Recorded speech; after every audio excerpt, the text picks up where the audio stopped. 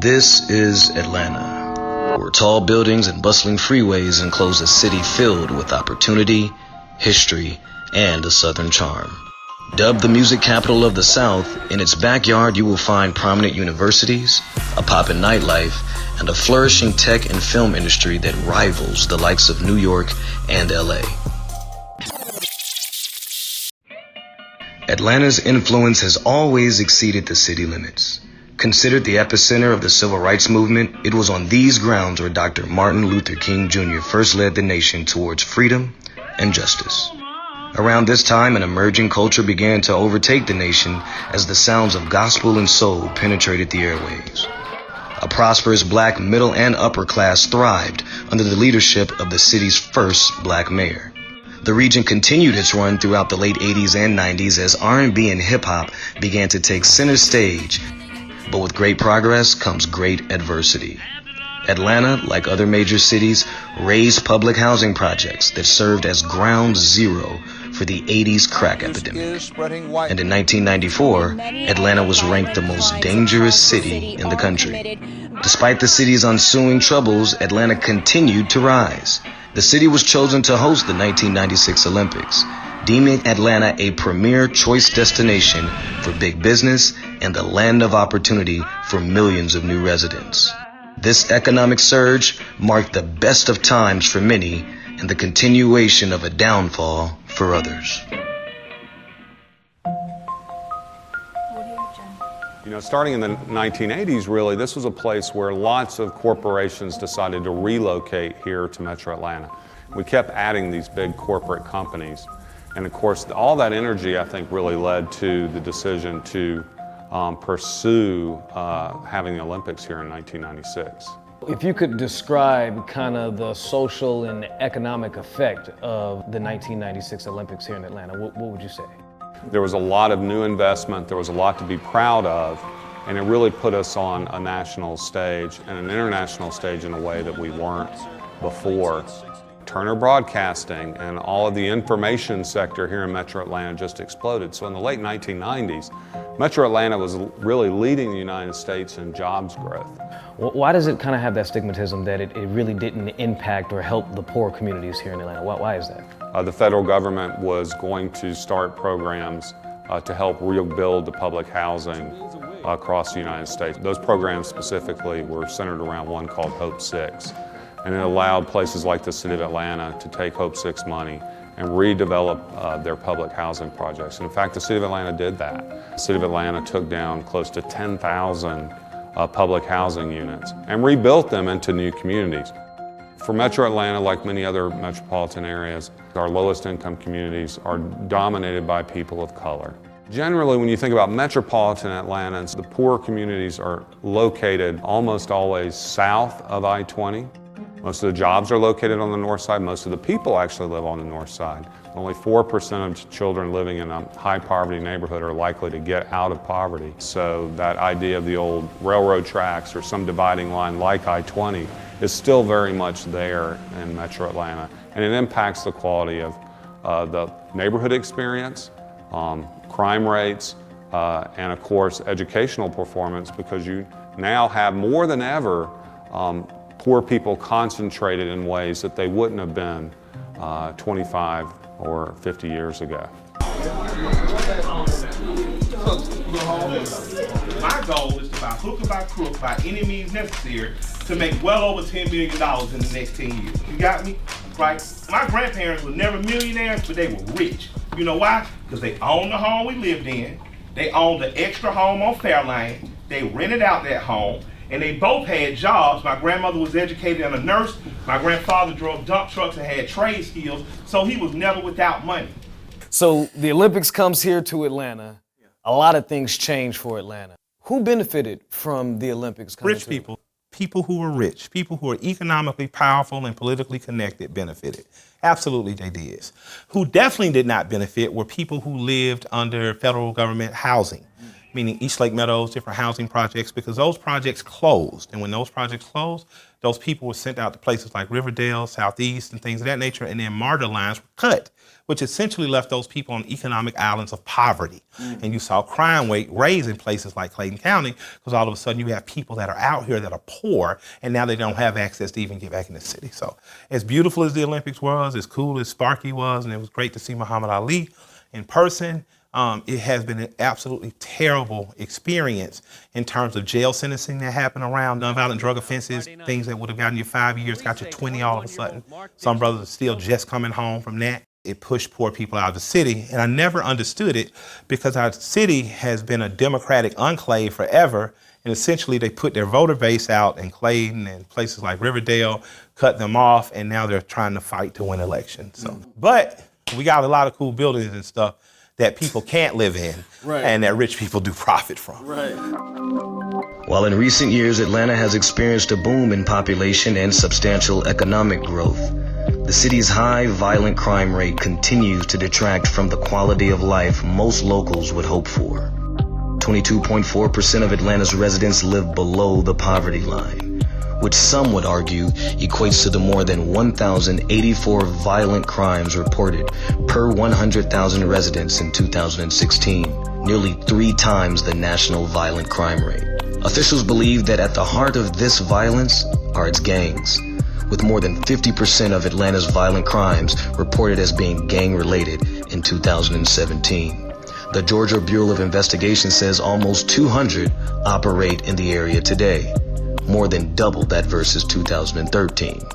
The same forces that make gangs attractive to the West Coast and South Side Chicago youth are now also at play in the New South. West Side Atlanta. It's a Saturday morning, and while most people are working 9 to 5s, out shopping, or attending local events with family and friends, Bloody E is preparing to do what he does on a daily basis: hustle. Just waking up. For how you start my day. First blunt of the day. Plays, calling. You know how that go. A normal day, I don't think I have normal days. You never know what it's gonna be like. You never know what you're walking out that door to. What's the motivation behind it? I hustle for my family. I got children I gotta feed. They depend on me. I got 5 children. Oh, I signed up for this shit. Big difference. Nobody will never understand it. I didn't do it for fame, no clout, you know. I don't do this cause I want to. I do it cause I got to. Like it's a difference in all of it. So me waking up knowing, okay, I'm making plays, you know, doing this and that and making a little money. It ain't never enough, but it's I gotta do that because people depend on me. I got children to feed. You know how that go. I'm a Jordan fan because, you know, when I was young, my people couldn't buy me joints. They couldn't afford these shoes. You know, and there's certain pair I get because I saw, you know, other kids with those same shoes, and I know I couldn't afford them. So now I buy the motherfuckers every time they come out. You know what I'm saying? Oldest of 3 siblings, E was raised in the Simpson Road community by his grandparents. He was kicked out of multiple schools and has been in and out of jail since the age of 16. Yet, he does what he has to survive and acknowledges that this is the life he chose. When people think of gangs, they usually think of a movement that got its start during the early 70s in the streets of LA. But gangs are almost as old as America herself. In the movie Gangs of New York, director Martin Scorsese depicts a group of poor Irish and Italian immigrants fighting for control over a slum in New York City in the mid-1800s. Gangs expanded to the Midwest and cities like Chicago in the early 1900s, where they morphed into large criminal organizations with political influence and power. As gang culture spread to the West Coast in the 1930s, unlike Midwest and Northeast gangs that grew out of poverty, they would grow out of ethnic segregation as Mexican immigrants poured into West Coast cities in record numbers. As blacks began to move north during the Great Migration, they were met with violence from gangs of white youth, which they responded by forming their own gangs for self-protection. By the early 70s, black gangs in Los Angeles, known as Bloods and Crips, would form into territorial-based groups, creating the new blueprint for the culture that would spread across the entire country. When you think about the reputation of the city of Atlanta, what comes to your mind, and what do you think comes to most people's mind when they think about Atlanta as a whole?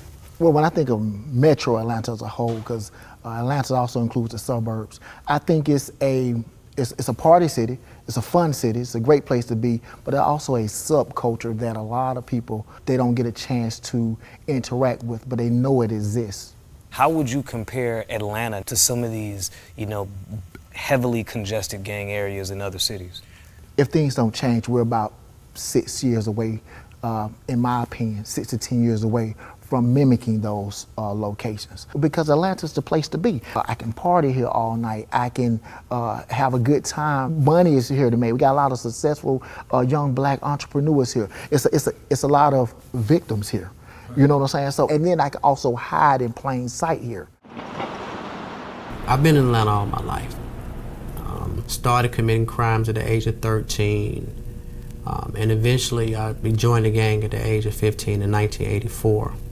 At the time, we were identified as neighborhood gangs or hybrid gangs, and we were having issues with the surrounding projects that I stayed around.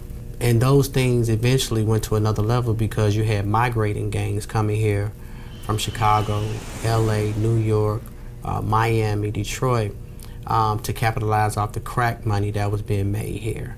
And they were literally running people out their neighborhoods. And so me and my homeboys, we weren't going for that. So we formed different alliances with surrounding neighborhoods, pretty much from the Adamsville area, to address that issue. In the late 80s, early 90s, we all had community gangs, but we didn't call them gangs because our mentality of a gang was LA and Chicago and Detroit, and we never considered ourselves as being on that level. They were just more like cliques, like Young Gunner clique, Young Gangster clique, Shady Park, 2900, Lightning, The Runts, ABG, Anybody Get It. These groups started to merge and become more traditionalized. And they went from just having, this is my neighborhood that I represent, to we started representing more colors that became more Crip oriented and more blood oriented. 1:30 p.m. on a Monday afternoon. We're taking a ride with Detective Dennis, a 15-year veteran with Atlanta's gang unit, as he gives us a tour of one of Atlanta's most historic districts, now one of its most crime-ridden and gang-infested communities. Where exactly are we? Like, what area is this? Man, this is Old 4th Ward. This is 356 Boulevard, BP station.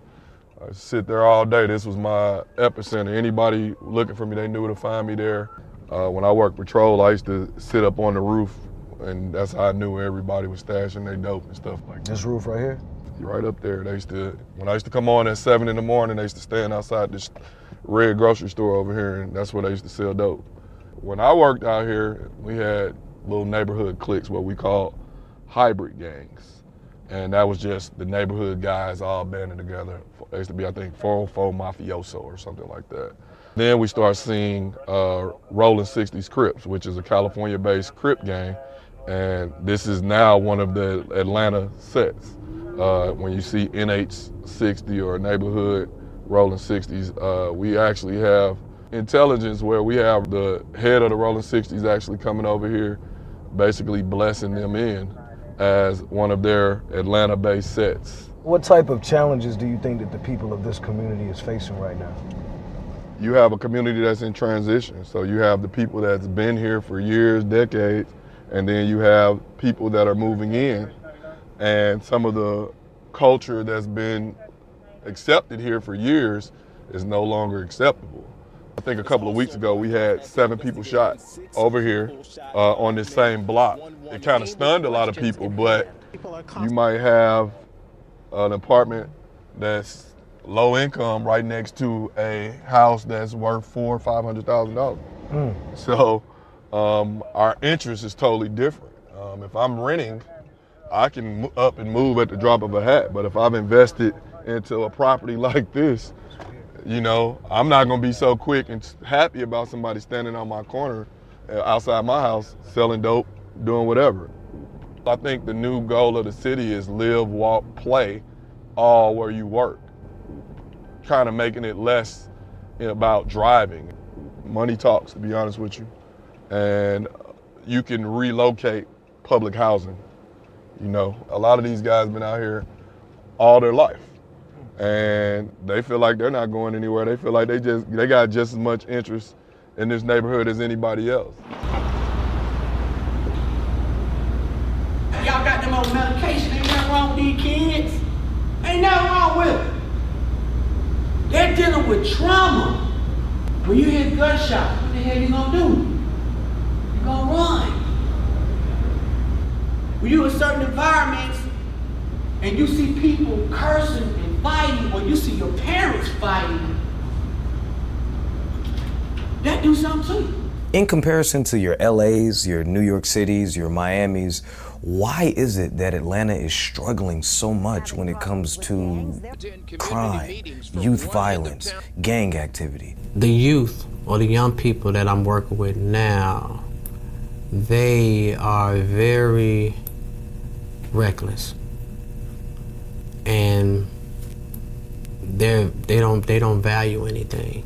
You know, their concept of getting money by any means necessary has desensitized them to people altogether, and how they value human life is scary. The people and those criminals from those environments, with them migrating here, they brought that same mentality, that same malice, that same mayhem, that same crime here.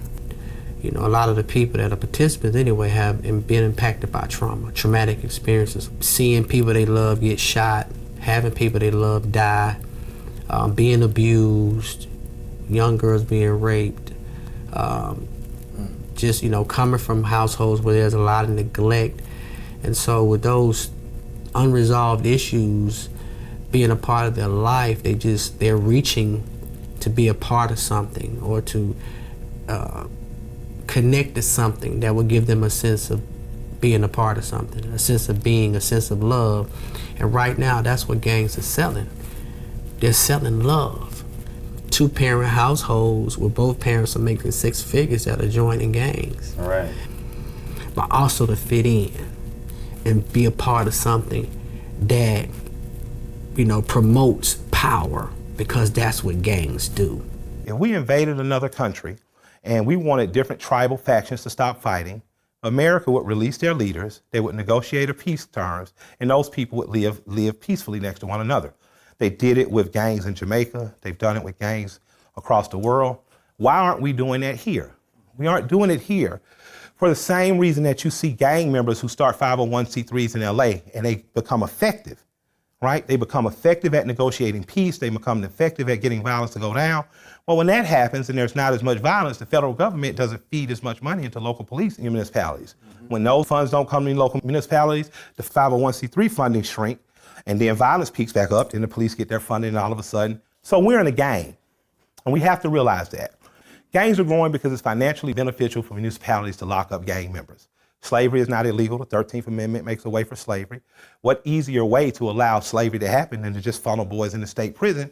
Now, instead of paying young men your age and my age to clean the sides of highways, a fair unionized rate, now you just see county and state workers doing it. These niggas showed me love and, you know, was there, and when I had problems, they had the problems. A lot of young people look at their condition as they don't have no hope or any resources or means of income. Brother money down with them. entail for them to make it better for the family, you feel me? That's what driving a lot of folks to the life. After working in Detroit, Michigan, my transition to Atlanta, I see that the gang activity is more prevalent. The school system has been a recruitment ground. They all surrounded Bobby and they just stomped him till his heart burst. I was a single parent all my children's lives. What type of programs can the community come up with to help these children and parents? The people that ain't got no family, we they only family. Boys want to be a part of something. And everybody can't run and jump and throw a ball. I ain't cheating, bitch, I'm really with the gang. Once you become a superstar, you know, you want your friends around you, which is your gang. I grew up in that shot, busting with the hit. That's entertainment. That don't mean you gonna do the same thing that I did. We the influencers. We create that hype that these kids are looking up to. We advocate popping pills. We advocate mistreating women. I've been a police officer for 15 years. I've never shot anybody. I hope I never have to. But at the same time, you gotta take into consideration, I don't know you. They're gonna point at a bunch of little black boys who sing and dance and say, well, that's the problem. That's why gangs are growing. People are hungry, they're gonna eat. People are poor, they see shiny things, they're gonna try to take them. That's all this shit is. Survival.